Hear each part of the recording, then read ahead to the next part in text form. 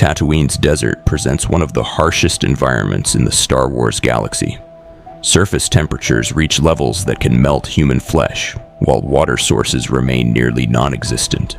The krayt dragon dominates this extreme ecosystem as the apex predator, despite weighing several tons. Its survival depends on specialized adaptations that overcome the planet's brutal conditions. The dragon's most visible adaptation is its thick, armored hide. This scaly exterior prevents moisture loss through evaporation, a critical feature when water is scarce. The hide also reflects sunlight rather than absorbing heat, similar to how desert iguanas on Earth use light-colored scales to regulate body temperature. Beneath this outer layer, specialized fat deposits insulate against temperature swings that can exceed 50 degrees Celsius between day and night. Movement through Tatooine's dunes presents another challenge for such a massive creature. The krayt dragon solves this by displacing sand with its wedge-shaped head and muscular body, creating temporary tunnels that collapse behind it. This burrowing technique allows it to travel undetected, conserving energy while stalking prey. Krayt acid serves multiple survival purposes. Glands near the dragon's throat produce this corrosive substance on demand. When threatened, the dragon can spray acid as a defensive weapon, as seen when it poisoned Cobb Vanth in The Mandalorian. The same acid aids digestion by breaking down tough desert organisms before they reach the stomach. Hunting strategies mirror those of Earth's desert predators. Like Saharan sand vipers, the krayt dragon remains motionless beneath the sand until prey comes within striking distance. Specialized nostrils positioned high on its snout allow breathing while mostly submerged. When attacking, the dragon erupts from the sand with explosive speed, using its weight to pin victims. This ambush technique conserves energy in an environment where active hunting would prove too costly. The dragon's metabolism further enhances its survival. During extended periods without food, its body enters a low-energy state similar to desert tortoises on Earth. Heart rate and breathing slow dramatically, allowing survival on minimal resources. When prey becomes available, the digestive system reactivates completely within hours, processing large meals efficiently. Hoth's environment pushes survival to its limits. Wind speeds reach levels that freeze exposed flesh in seconds, while temperatures stay consistently below what most species can endure. The tauntaun thrives here despite these conditions, thanks to specialized biological adaptations that overcome the planet's extreme cold. Tauntauns present an unusual case as reptomammals, blending traits from both classifications. Their reptilian ancestry shows in their scaled skin beneath layers of fur, while mammalian traits include warm-blooded metabolism. This combination creates unique challenges for heat retention. Unlike pure mammals, their reptilian aspects mean they lack some insulation methods common to Arctic animals. Yet they compensate through other means, making them one of the few species capable of surviving Hoth's surface for extended periods. The outermost layer consists of coarse guard hairs that repel wind and ice. Beneath this lies a dense middle layer that traps warm air close to the skin. The innermost layer consists of fine, wool-like fibers that provide additional insulation. Tauntaun fur also contains natural oils that repel moisture, preventing ice buildup that could otherwise weigh them down or reduce insulation effectiveness. Tauntauns can voluntarily slow their heart rate and breathing when resting, entering a state similar to bear hibernation but without full unconsciousness. This reduces energy expenditure during periods when food sources become scarce. Their bodies also prioritize keeping core organs warm over extremities, allowing limbs to cool slightly while maintaining critical functions. Blood vessels in their legs constrict in extreme cold, reducing heat loss through their limbs while still preventing frostbite. Each foot ends in 4 curved claws that distribute the tauntaun's weight across a wider surface area, functioning like natural snowshoes. This prevents them from sinking into deep snow, which would waste energy with every step. The claws also provide traction on ice, allowing them to climb rocky outcroppings where lichen grows. Social behavior offers additional survival advantages. Tauntauns live in herds averaging 25 individuals, a strategy that provides multiple benefits. Group huddling conserves body heat, with younger or weaker animals often positioned in the center for protection. Herd members take turns facing outward to guard against predators like wampus, allowing others to rest. They also share knowledge of sheltered caves where limited plant life grows, passing this information across generations.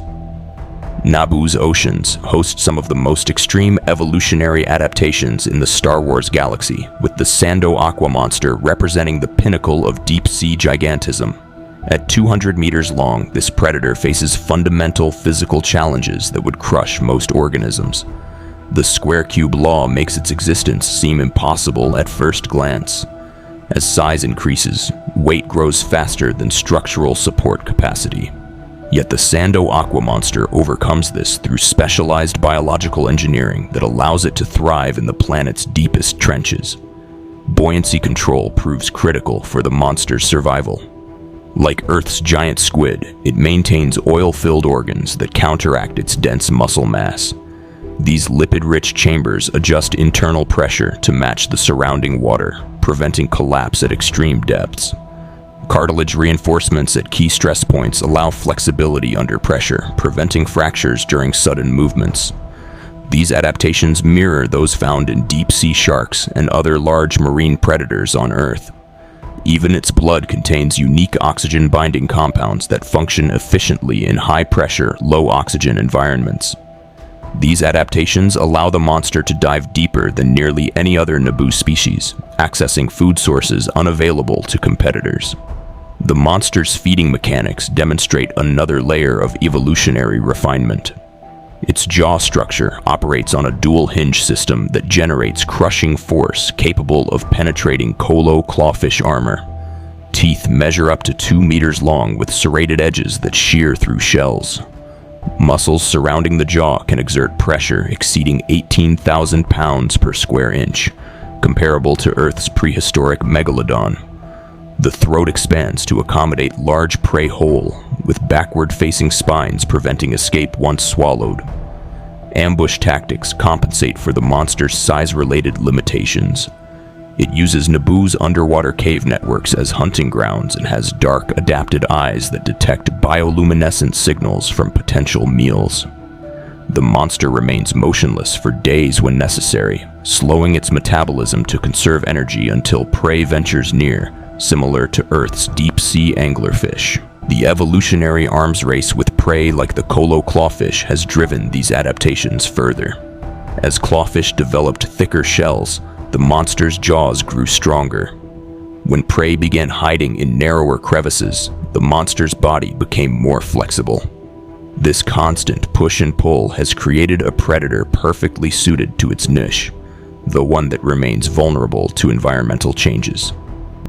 The Sarlacc demonstrates how extreme environments produce extreme adaptations. Trapped beneath Tatooine's sands, this 100-meter-long creature survives through prolonged digestion rather than active hunting. Its victims remain conscious for centuries, while digestive fluids slowly break them down.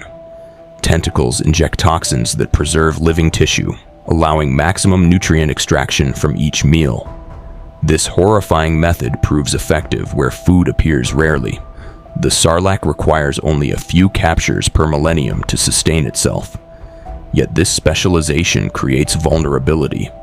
Complete immobility means the creature cannot relocate if conditions change, nor defend against coordinated attacks, as seen when bounty hunters destroyed the almighty Sarlacc in the Great Pit of Carkoon. It was Jabba the Hutt's favorite pet and means of execution. The Sarlacc's digestive enzymes warrant particular study. These fluids maintain a pH balance that simultaneously preserves nervous tissue while breaking down muscle and bone. Victims experience constant regeneration and decay, explaining the prolonged consciousness reported in legends. The creature supplements this process with symbiotic bacteria that recycle waste products back into usable nutrients. No energy escapes the system. Even gases produced during digestion get captured in specialized bladders for later metabolic use. Their mating ritual and reproduction are somewhat unique. The Sarlacc male will attach himself to the much larger female like a parasite, and he will slowly consume the female's body to the point that they become one creature and only the spore production sac remains intact from the original female. This new merged creature will then start fertilizing the spores, which will cause the spore sac to grow and build up enormous pressure. Ultimately, after thousands of years, the sac will explode, projecting the spores miles into the atmosphere and into space, where they can survive for thousands of years. Because they are ancient creatures and spread their spores like this, it is highly unlikely to find their original homeworld. At the molecular level, the Zillo beast's hide reveals another extreme adaptation. Analysis suggests layered structures within each scale deflect energy weapons. Microscopic channels may dissipate blaster bolts by redirecting plasma streams, while carbon matrices absorb vibrational impacts from explosives. The hide's outer layer contains reflective crystals that scatter lightsaber blades, preventing focused heat penetration. These defenses come at a cost. The beast's massive size requires substantial energy intake, forcing it to constantly seek food sources. Unlike the Sarlacc, it combines physical adaptations with reactive intelligence, remembering threats and targeting weaknesses in attacking forces as seen during the Clone Wars. At nearly 100 meters long, it was surprisingly graceful in its movements, helped by its 5 sinewy appendages, 3-fingered claw-like hands, and its lanky, scaled body. Its glowing green eyes were both frightening and curious, hinting at its larger intelligence. Zillo beast behavior indicates more than instinctual responses. When attacked by Republic forces, it specifically targeted weapons that had harmed it previously. This demonstrates learning capacity exceeding most predators. The beast also adjusted tactics mid-battle, using rubble as projectiles when direct charges failed. Such adaptability complements its physical defenses, making it dangerous even to technologically advanced opponents. Bantha subspecies show how evolutionary pressures shape populations across environments. The dune bantha of Tatooine grows lighter coats than its cousins, with hollow hairs that insulate against heat rather than cold. Its nasal passages condense exhaled moisture for reabsorption, conserving water. Kashyyyk banthas develop differently, with thick neck muscles supporting massive horns used in dominance displays. Their shorter fur prevents overheating in humid climates, while broader feet distribute weight across soft ground. Swamp banthas lost most fur entirely, developing oily skin that repels water and prevents fungal growth. Each variant shares core bantha traits but modifies them for local conditions through generations of selection. Bantha social structures further illustrate adaptation. Herds on Tatooine travel single file to conserve energy and minimize sand exposure, while Kashyyyk groups form defensive circles protecting young. Swamp banthas maintain matriarchal hierarchies where elder females remember seasonal food sources. These behaviors emerge from environmental pressures, where resources appear unpredictably. Collective knowledge improves survival odds. All these creatures strengthen Star Wars world-building by following real evolutionary principles. Each adaptation serves clear survival purposes, from the Krayt Dragon's desert traits to the Sando Aqua monster's deep-sea gigantism. However, the creature that stands as the most biologically plausible in Star Wars has to be the Tauntaun. Its layered adaptations for Hoth's climate, thick skin, fur, and internal oils directly mirror real cold climate species. The reptomammalian classification, while fictional, creates a believable hybrid of survival traits. Speed and combat-ready horns further enhance its environmental fit. Which creature do you think demonstrates the most ingenious survival strategy? The Sarlacc's digestion, the Zillo beast's armor? Share your thoughts below. If you enjoyed this video, don't forget to like, subscribe, and push the notification button.